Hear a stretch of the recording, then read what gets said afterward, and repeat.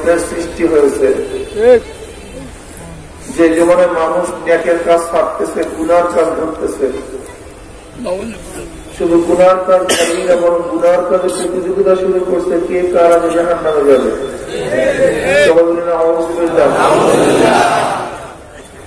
যে জীবনে মানুষ নেকের কাজে আশ্চর্য হয়, গুনার কাজে স্বাভাবিক থাকে, যে জমানায় মুসলমান ইসলামকে পছন্দ করে না, বরং নামধারী মুসলমান ইসলামের সবচেয়ে বড় দুশ্মন হয়ে গেছে, সে মুহূর্তে আল্লাহ রব্বুল আলামিন আপনাকে আমাকে কোরআন ও হাদিসের মজলিস, আলেম ওলামা, মুমিন মুত্তাকিন, এই জাকিরিন শাকিরিনদের গুরুত্বপূর্ণ এক দামি মজলিসে আসার বসার বলা শোনার তৌফিক আল্লাহ পাক দান করছেন। এই জন্য শুকরিয়া আদান সবাই বলে আলহামদুলিল্লাহ। এই মজলিস অনেক গুরুত্বপূর্ণ, অনেক দামি। দুনিয়ার মধ্যে যারা দামি হয় তাদেরকে গা বা বানানোর ব্যবস্থা করা হয়। আপনারা দামি হওয়ার কারণে গা বা বানান হিসাবে ফেরেশতারা গোটা এরিয়াকে ঘিরে ফেলেছে। وعن أبي هريرة رضي الله تعالى عنه قال قال رسول الله صلى الله عليه وسلم إن لله ملائكة يطوفون في الطرق يلتمسون أهل الذكر فإذا وجدوا قوما يذكرون الله تعالى تنادوا هلموا إلى حاجتكم فيحطونهم بأزند السماء الدنيا। বুখারীর মধ্যে রওয়ায়াত আছে, একদল ফেরেশতা দুনিয়াতে আসছে জাকিরদের তালাশ করার জন্য, খোঁজ করার জন্য, কোথায় জাকিরের জামাত পাওয়া যায়। স্পেশাল ব্রাঞ্চ, এরা শুধু আসছে দুনিয়াতে, বিভিন্ন ফেরেশতারা বিভিন্ন কাজে আসছে দুনিয়াতে, কিন্তু এই ফেরেশতারা আসছে শুধু জাকিরের তালাশ করার জন্য, জাকিরদের জামাত খোঁজ করার জন্য, তাদেরকে রিসিপশন জানাবার জন্য। যখনই এই ফেরেশতাদের দলের মধ্য থেকে কোন এক দল জাকিরদের জামাতের তালাশ পেয়েই বসে, একদল আরেকদলকে ডাক দেয়, তানাদাউ হালুম্মু ইলা হাজাতিকুম, ও ভাই ফেরেশতা, যেই জামাতের খোঁজে দুনিয়াতে আসছি সেই জাকিরদের জামাত চাঁদপুরের মাঠে পাওয়া যায়।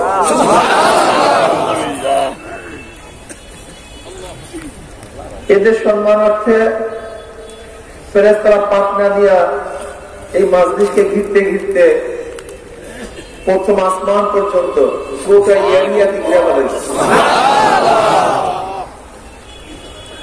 এরপরে আল্লাহর সাথে কথাবার্তা শুরু।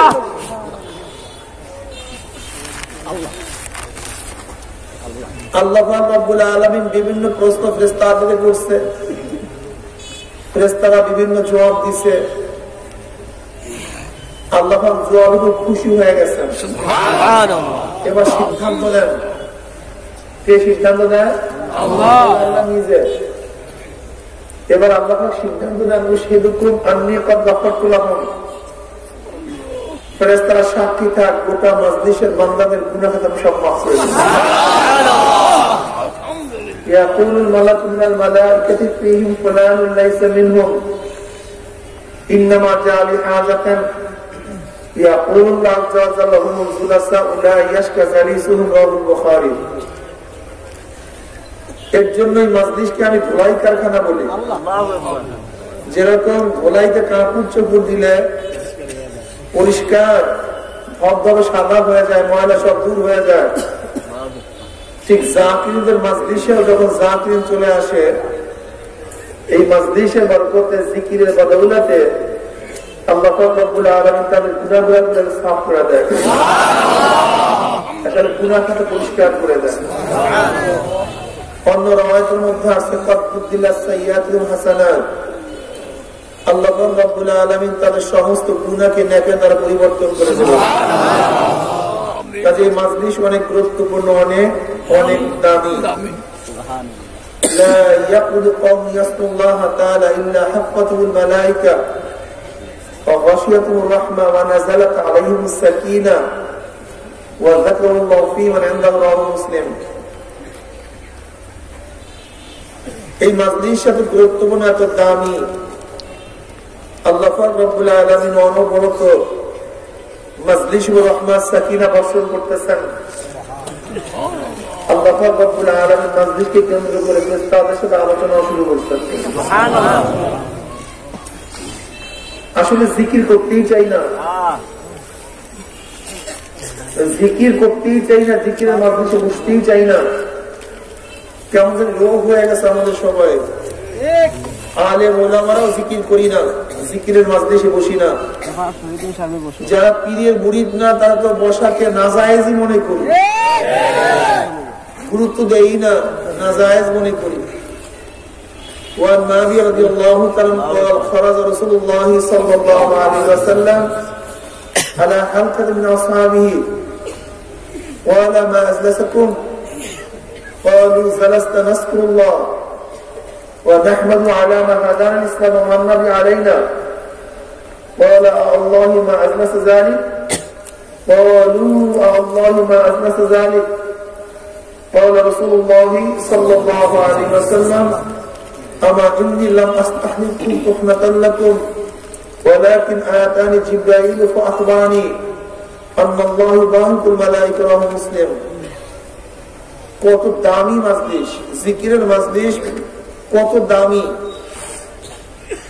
নবী আলাইহিস সালাতু ওয়াস সালাম সাহাবায়ে কেরাম রাদিয়াল্লাহু তাআলা আলাইহিম আজমাইনদের এরকম এক মাজলিসের নিকট থেকে, হালকার নিকট থেকে রওনা করলেন। নবী আলাইহিস সালাতু ওয়াস সালাম বললেন, আমার সাহাবারা এখানে কেন বসছো, কি করতেছো? ক্বালু জালাসনা নাযকুরুল্লাহ।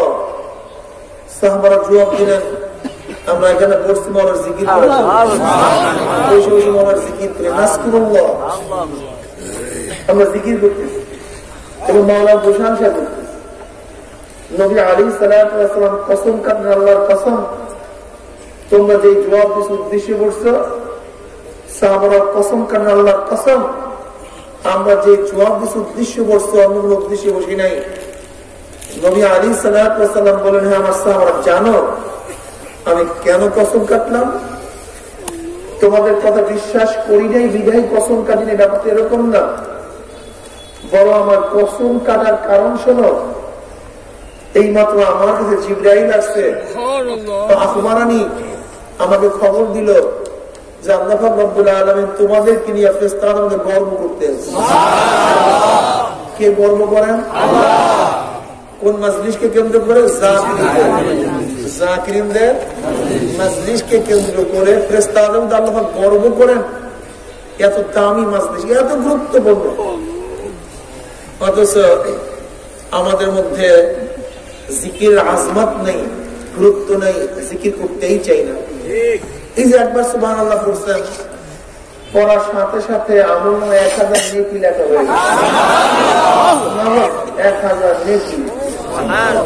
সুবহানাল্লাহ পড়তে দেরি করছেন কিন্তু নেকি লেখতে দেরি হয়েছে। যখনই পড়ছেন, এই যে পড়ছেন সাথে সাথে 1000 নেকি আমল। পড়বেন না সবাই? শুধু তাই নয়, সাথে সাথে আমল নামা থেকে 1000 গুণ বের হয়ে গেছে।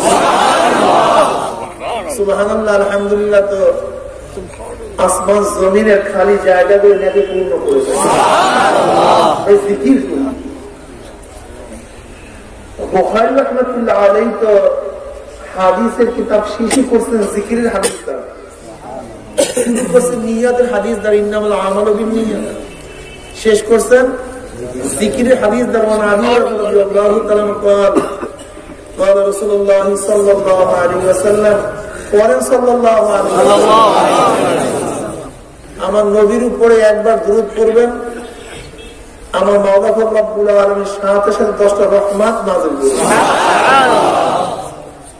قال قال رسول الله صلى الله عليه وسلم সাল্লাল্লাহু আলাইহি ওয়াসাল্লাম।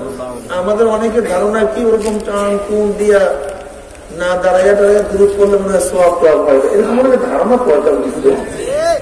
এগুলো আমরা করে ফেলাইছি অলরেডি না ভাই। সাল্লাল্লাহু আলাইহি ওয়াসাল্লাম যদিও ছোট্ট দরুদ কিন্তু পরিপূর্ণ। এটা কি ভাই? পূর্ণ। আল্লাহ পাক কি বলেছেন? সাল্লু আলাইহি ওয়া সাল্লিমু তাসলিমা। নবীর উপরে সালাত এবং সালাম প্রেরণ করো। সাল্লু আলাইহি ওয়া সাল্লিমু, সালাত এবং সালাম। সাল্লাল্লাহু আলাইহি ওয়া সাল্লাম, এই ছোট্ট দুধের মধ্যে সালাতও আছে, সালামও আছে। কি আছে ভাই? সালাতও আছে, কাজী পূর্ণ দুরূদ, অনেক দামি। সাল্লাল্লাহু আলাইহি ওয়াসাল্লাম একবার দুরূদ পড়বেন আল্লাহর নবীর উপরে, আমার মাওলা পাক রব্বুল আলামিন খুশি হয়ে আপনার উপর 10টা রহমত নাযিল করেন। সুবহানাল্লাহ। قال رسول الله صلى الله عليه وسلم كلمتان حبيبتان الى الرحمن خفيفتان على اللسان ثقيلتان في الميزان سبحان الله وبحمده سبحان الله العظيم سبحان الله وبحمده سبحان الله العظيم وإن شاء الله سبحان الله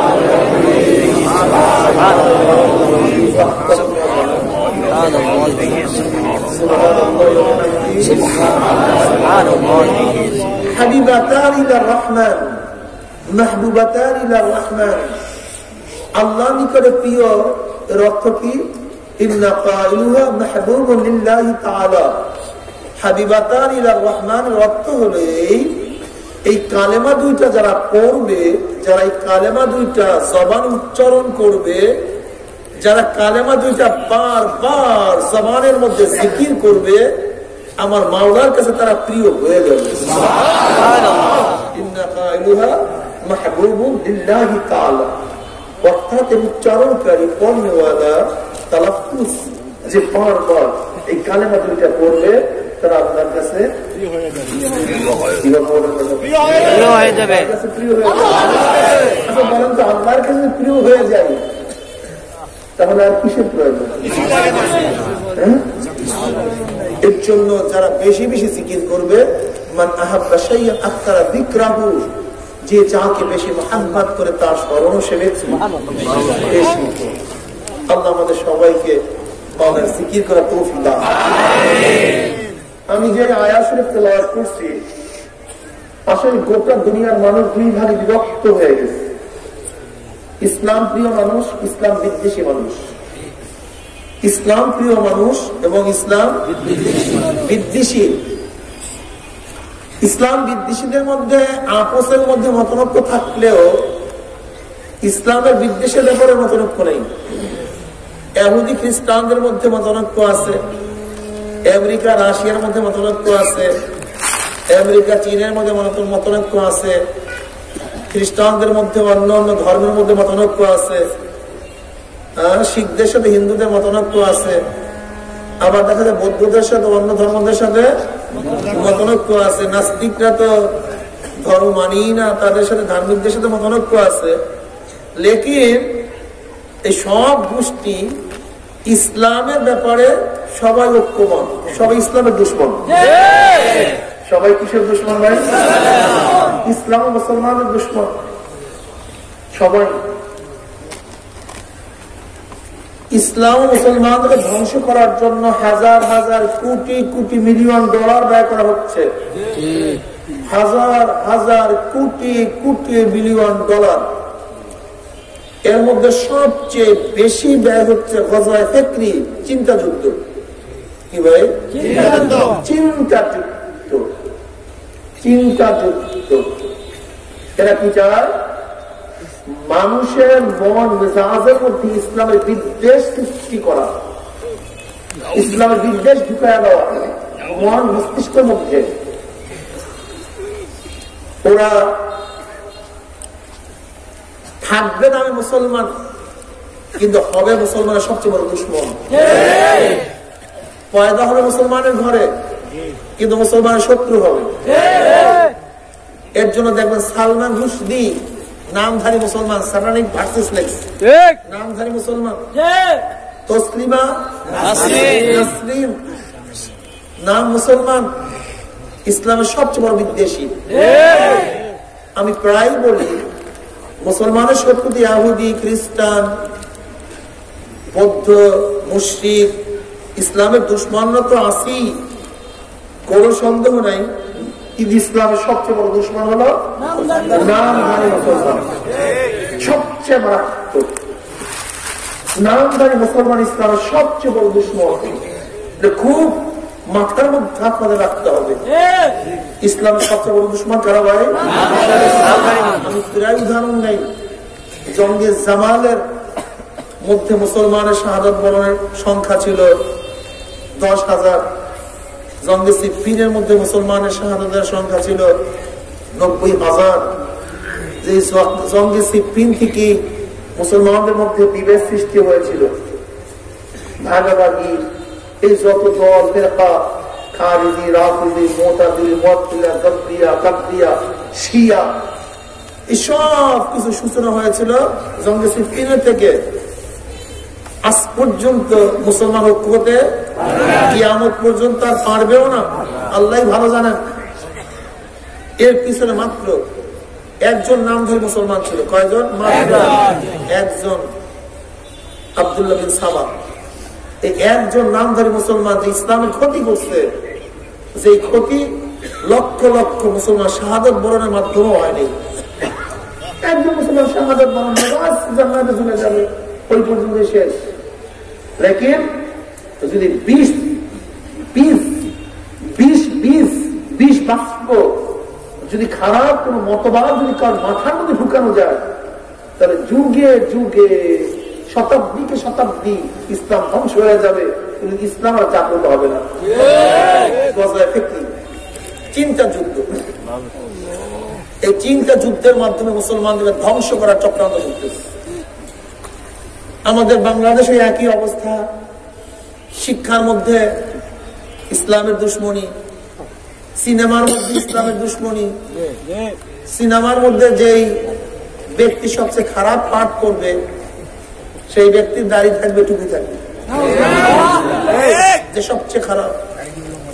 আপনি বুঝেন? খুব কঠিন মাসালা চলতেছে। আজকে মুসলমানের সন্তান জন্ম হচ্ছে মুসলমানের ঘরে, কিন্তু দেখবেন টুপি দেখলেই ঘৃণা লাগে, দাড়ি দেখলেই ঘৃণা লাগে, লম্বা জামা দেখলেই ঘৃণা লাগে, কথা শুনলে চক্ষুর গুরু দেখা হয়ে যায়, ইসলামের কথা শুনতেই পারে না, আলেমদের কটূক্তি করে। আমি বলি শোনো, একজন হিন্দুর বাচ্চা যদি মুসলমানের লালিত পালিত হয়, ও বড় হওয়ার পরে আল্লাহ বলবে না রাম বলবে? বাচ্চাটি হিন্দু, আল্লাহ বলবে কেন? আচ্ছা বলেন তো, একজন মুসলিমের সন্তান যদি হিন্দুর লালিত পালিত হয়, বড় হওয়ার পরে আল্লাহ বলবে না রাম বলবে? বাচ্চাটি মুসলমানের। তাহলে দেখা গেল জন্ম কোনো সাবজেক্ট না, জন্ম কোনো বিষয় না, জন্ম কোনো বিষয় নয়, কিচ্ছু না। মূল বিষয় শিক্ষা পরিবেশ। যদি মুসলমানের সন্তান হিন্দুর শিক্ষায় শিক্ষিত হয়, হিন্দুর পরিবেশে বড় হয়, তার মুখ থেকে আল্লাহ বের হয় না রাম বের হয়? যদি হিন্দুর সন্তানও মুসলমানের ঘরে লালিত পালিত হয়, পরিবেশে থাকে, বড় হলে মুখের থেকে রাম বের হয় না আল্লাহ বের হয়? আমি কি বুঝলাম?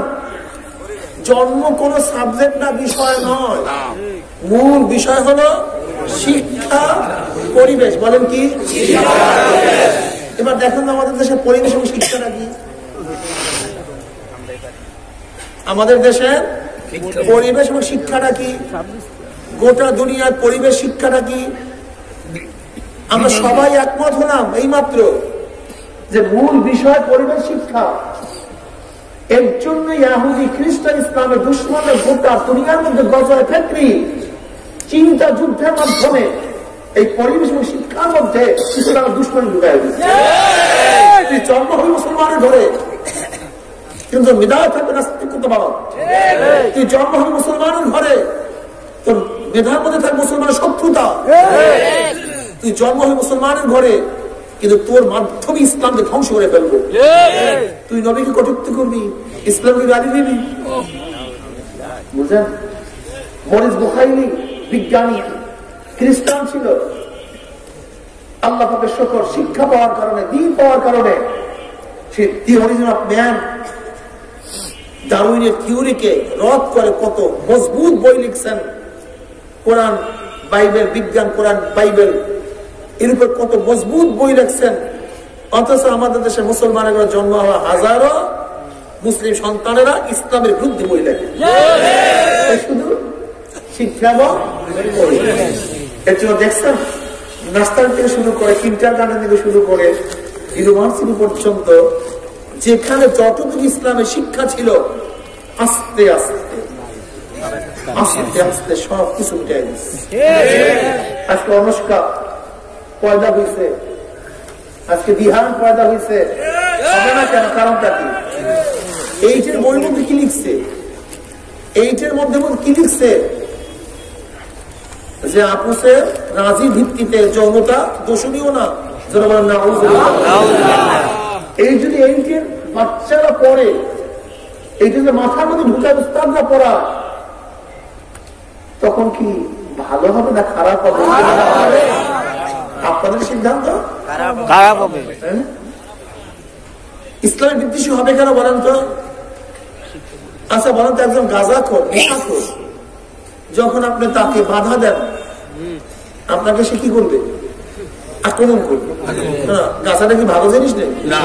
আপনি বাধা দিতে তাহলে আপনার তারিফ করা উচিত ছিল, প্রশংসা করা উচিত ছিল, কিন্তু আপনাকে আক্রমণ করবে কেন? নেশাগ্রস্ত, হিতাহিত জ্ঞান নাই।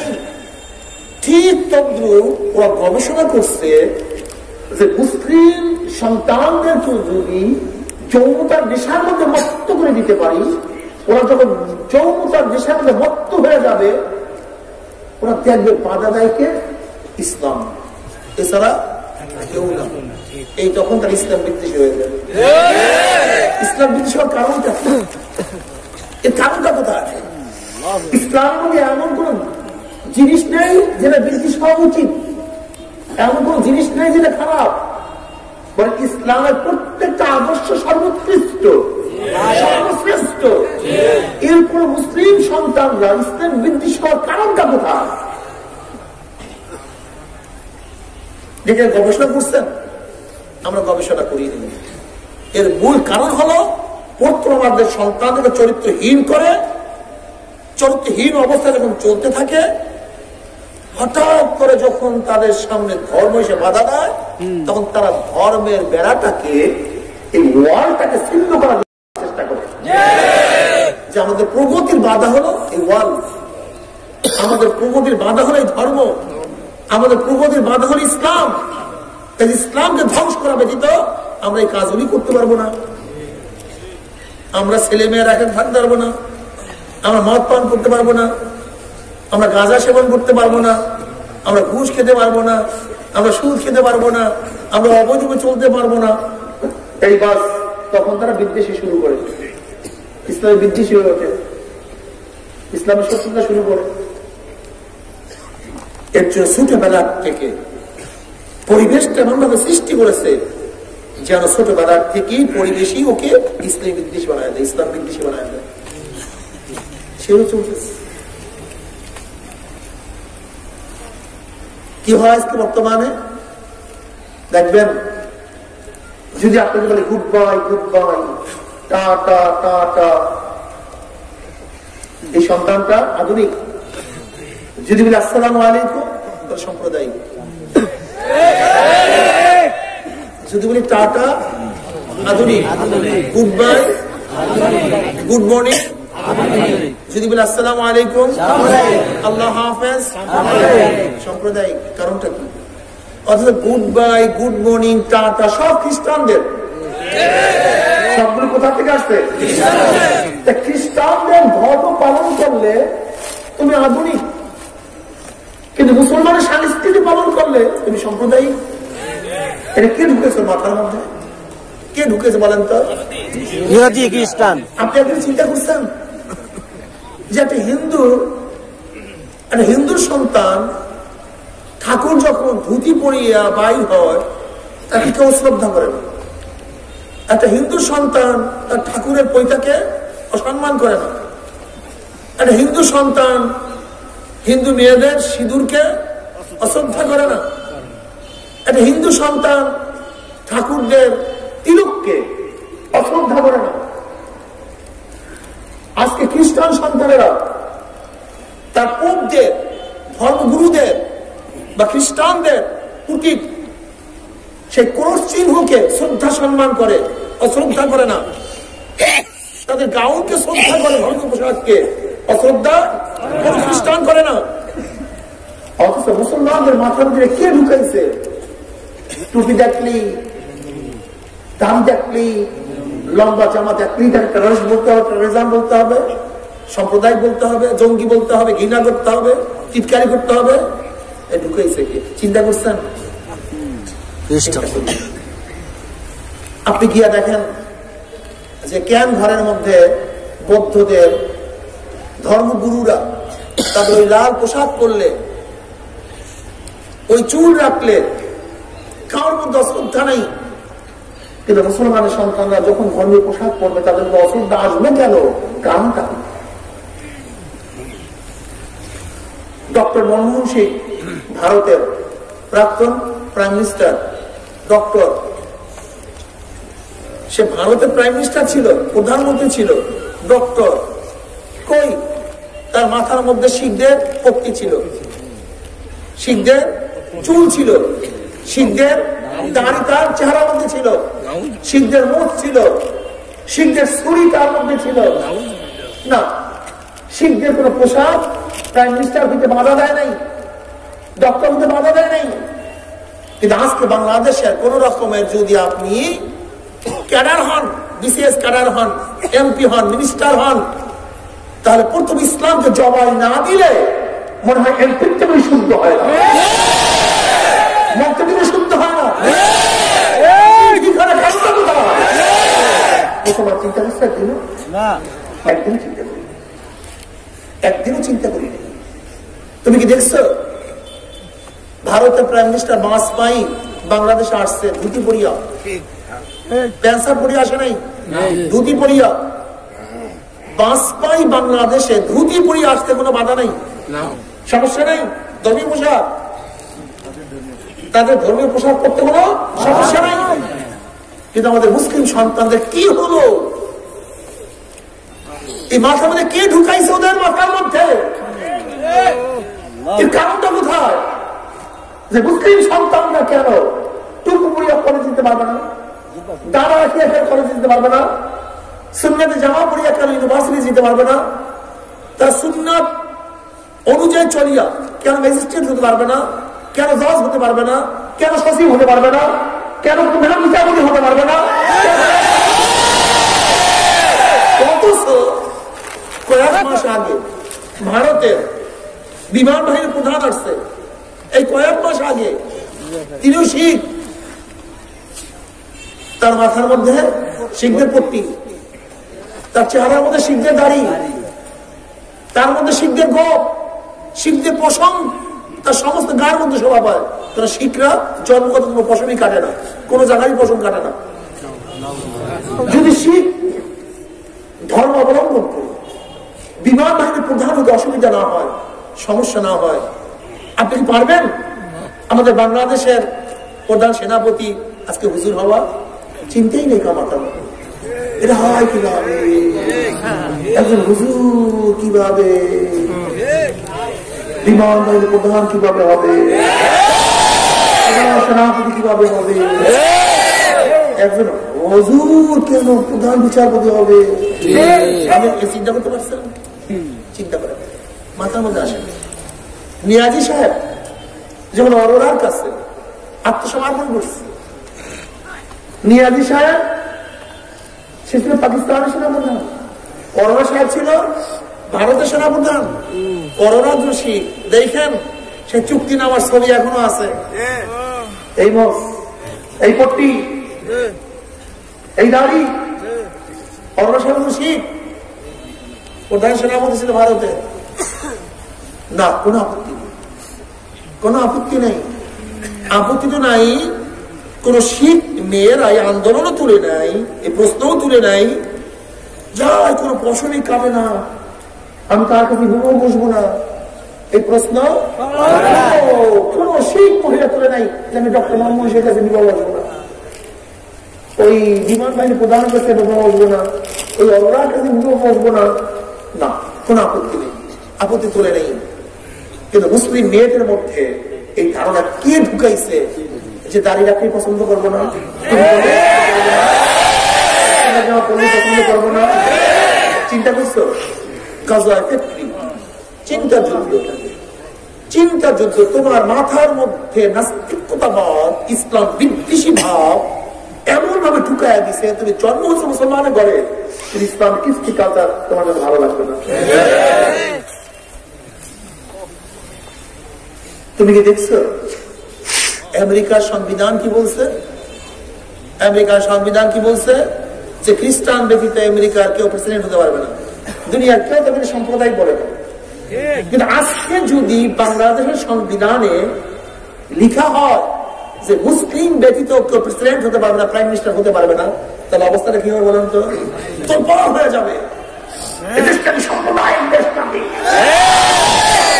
স্বাধীন করছি নাকি? মুসলিম নাপাক বলি, এই মুসলিম কুলাঙ্গার বলি, এই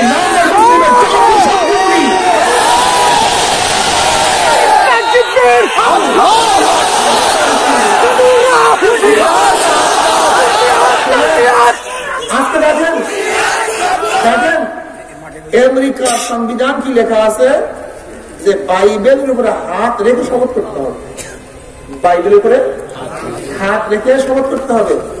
কিন্তু বাংলাদেশের সংবিধান কি পারবেন কোরআনের হাত রেখে শপথ করতে হবে?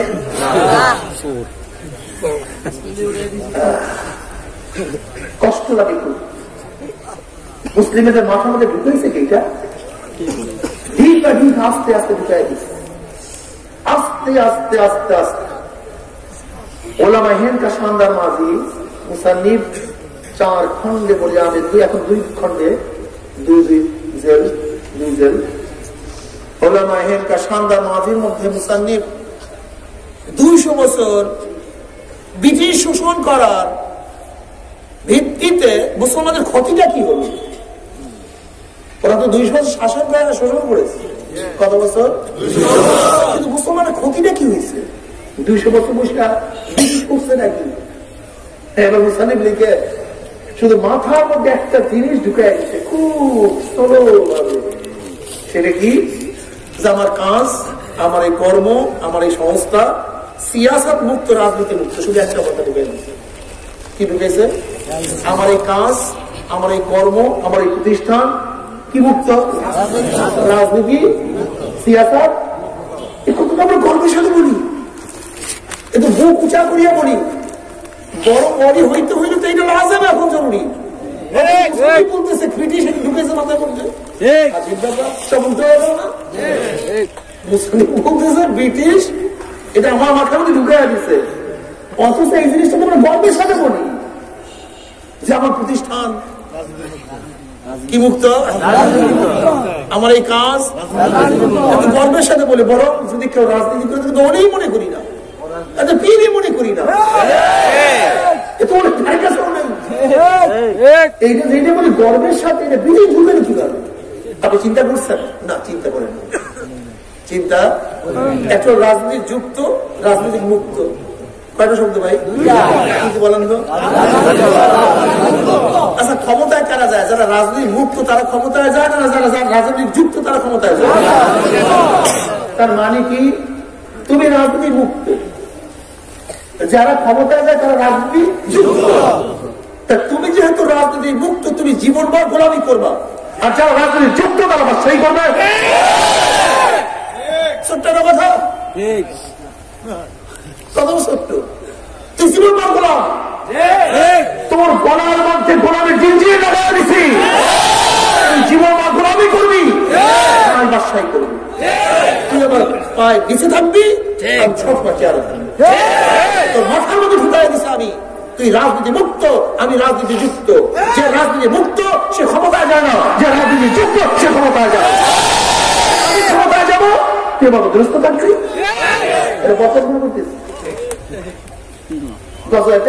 চিন্তা এটা মাথার মধ্যে টিপ দিয়ে ঢুকাই দিস, যা লাগাই দিস। আমার প্রতিষ্ঠান ছাত্র আন্দোলন করে না, ছাত্র আন্দোলন। আচ্ছা বলেন তো, যেই সংগঠনের ছাত্র রাজনীতি আছে তারা ক্ষমতায় যায় না যাদের ছাত্রী রাজনীতি নাই তারা ক্ষমতায় যায়? তার মানে কি তুমি জীবনে ক্ষমতায় যাবো না, তোমার জীবনে ক্ষমতায় নেই, তোর মাথার মধ্যে ঢুকাই দিছি। তুই জীবনে ক্ষমতায় না যাও, সে মানে কি তুই যেন ক্ষমতায় না যাও। যাদের ছাত্র সংগঠন আছে তারা ক্ষমতায় যায়, যাদের ছাত্র সংগঠন নাই তার মানে কি? আমি বাদশা, তুই গোলাম, তোর গলার মধ্যে গোলামের জিনজির লাগাই দিস, তুই চিন্তা করতে পারবি না। অথচ গৌরবের সাথে আমি বলতেছি এই কথা, আমি বলি আমি এইটা করি না, আমি পীর সাহেব বুঝছেন? দেখি বুঝবেন চিন্তা বুঝতো।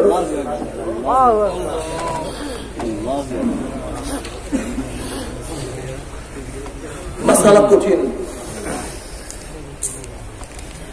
জনাবে মুহাম্মদ রাসূলুল্লাহ সাল্লাল্লাহু আলাইহি ওয়াসাল্লাম দুনিয়াতে আসেন জাহিলি যুগ, অন্ধকারের যুগ। যে যুগের মধ্যে এমন একটা সমাজ কায়েম করছেন, আসছেন কোন যুগে?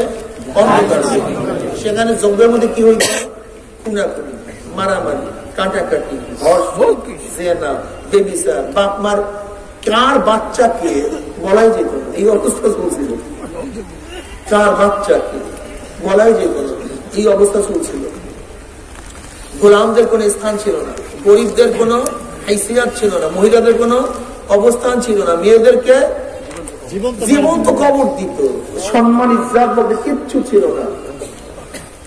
যেখানে পরস্পরের মধ্যে বৎসরকে বৎসর, শত শত বছর পর্যন্ত যুদ্ধ চলতে থাকতো, এর নাম আমি জানি। এগুলি সব